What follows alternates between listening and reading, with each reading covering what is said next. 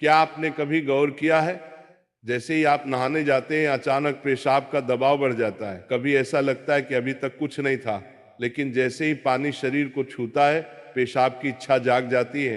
क्या ये बस एक संयोग है या इसके पीछे कोई खास वजह छुपी है?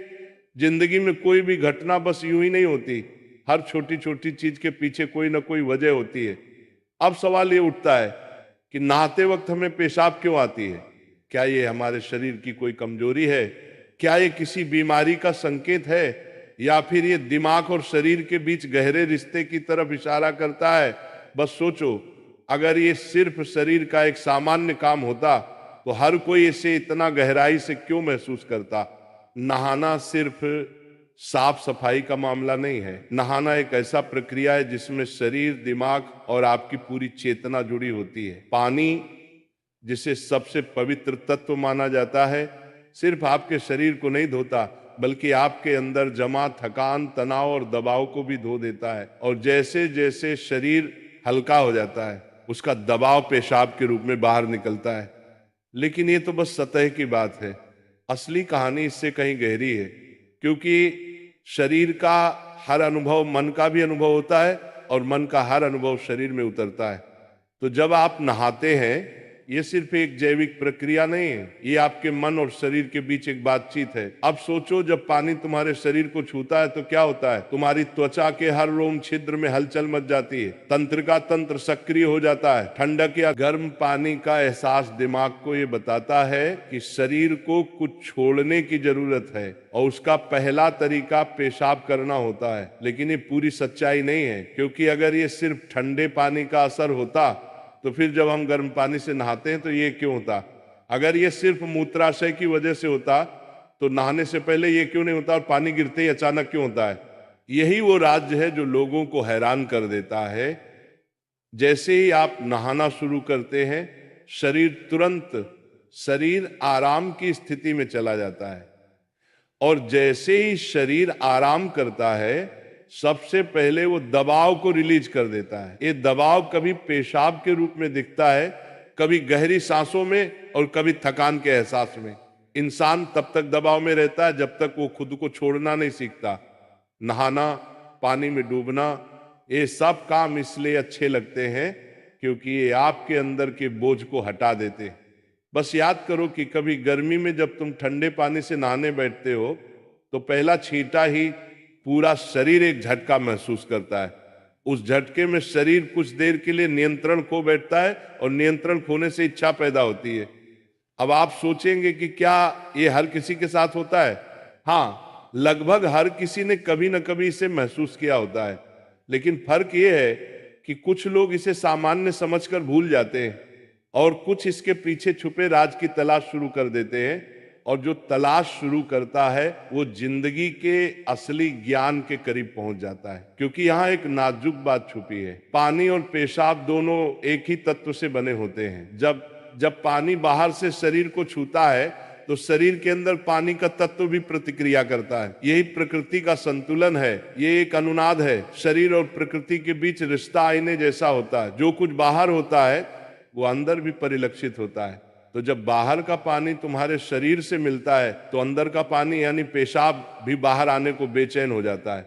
लेकिन अब सवाल उठता है, क्या ये सिर्फ पानी और मूत्राशय की बात है या इसके पीछे कुछ और भी है? क्या ये किसी कमजोरी का संकेत है? क्या ये किसी बीमारी का शुरुआती लक्षण है, या बस मन और शरीर के बीच की एक बातचीत है? यहीं से हमारी यात्रा शुरू होती है, शरीर के विज्ञान से लेकर आध्यात्मिक दृष्टि तक। क्योंकि अगर हम इसे बिना समझे सामान्य कहकर नजरअंदाज कर देंगे तो हम जीवन के एक बहुत बड़े संकेत को खो देंगे। तो चलिए अब इस रहस्य को और गहराई से समझते हैं।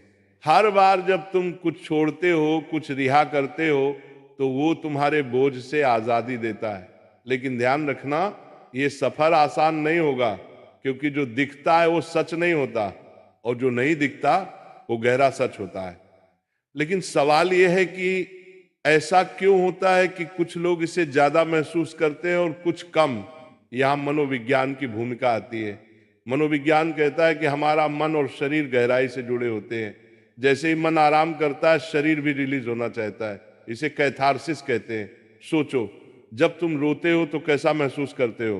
पहले तो भारीपन होता है, लेकिन रोने के बाद हल्कापन महसूस होता है। बिल्कुल ऐसा ही होता है, पेशाब आने में भी ऐसा होता है।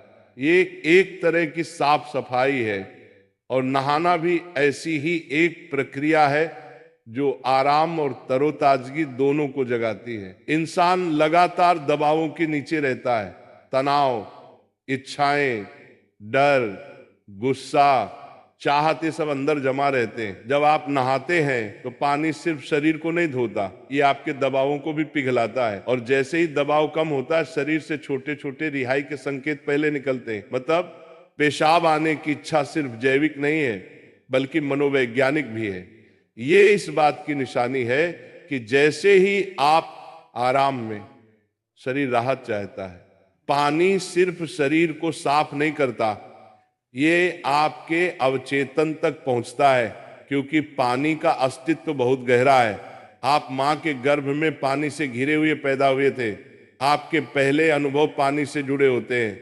इसलिए जब भी पानी आपको छूता है, आपका अवचेतन सक्रिय हो जाता है। इसीलिए नहाना इतना सुखद लगता है। इसीलिए पानी में डूबना, किसी झील या समुंदर के किनारे बैठना इतना आरामदायक होता है। और इसीलिए जब भी शरीर पानी से टच करता है तो वह तुरंत राहत चाहता है, क्योंकि ये उसकी सबसे पहली अनुभूति होती है। हर बार जब पानी तुम्हें छूता है तो गर्भाशय का अनुभव वापस आ जाता है। गर्भ में तुम पूरी तरह आराम में थे, कोई तनाव नहीं, कोई दबाव नहीं। पानी का माहौल और राहत पाने का एहसास ही वजह है कि नहाते वक्त पेशाब आना स्वाभाविक होता है। लेकिन अब एक सवाल बचता है, क्या नहाते वक्त पेशाब आने की इच्छा सिर्फ एक सामान्य रिफ्लेक्स है, या ये किसी बीमारी का संकेत भी हो सकता है? विज्ञान मानता है कि अगर ये बहुत बार होता है, बहुत ज्यादा तलब होती है, या आप इसे कंट्रोल नहीं कर पाते, तो ये ओवर एक्टिव ब्लैडर या किसी और मेडिकल कंडीशन का संकेत हो सकता है। लेकिन अगर ये कभी कभार होता है तो ये बिल्कुल नेचुरल है, बिल्कुल सामान्य है। अब सोचो, क्या आपने कभी ध्यान दिया कि ये तलब तभी बढ़ती है जब पानी डाला जाता है? मतलब यहां ट्रिगर पानी है, और पानी सिर्फ शरीर को नहीं छूता, बल्कि दिमाग और सबकॉन्शियस को भी। तो असली सवाल यह है कि क्या आप इसे बस एक प्रॉब्लम मानकर नजरअंदाज कर देंगे, या इसे एक संकेत के रूप में लेंगे कि दोनों शरीर और मन को आराम चाहिए, हल्कापन चाहिए, आजादी चाहिए। हर तरह की रिहाई सिर्फ जैविक नहीं होती, ये आध्यात्मिक भी होती है। आपको छोटे छोटे रिहाई के मौके दिए गए हैं ताकि आप एक बड़े रिहाई की तरफ बढ़ सकें। पेशाब, आंसू, हंसी, ये छोटे रिहाई के तरीके हैं, लेकिन ध्यान सबसे बड़ी रिहाई है। मतलब अगर आप समझ पाओ कि इच्छा क्यों आती है, तो ये सिर्फ एक शारीरिक अनुभव नहीं रहेगी, बल्कि ध्यान की तरफ एक कदम बनेगी।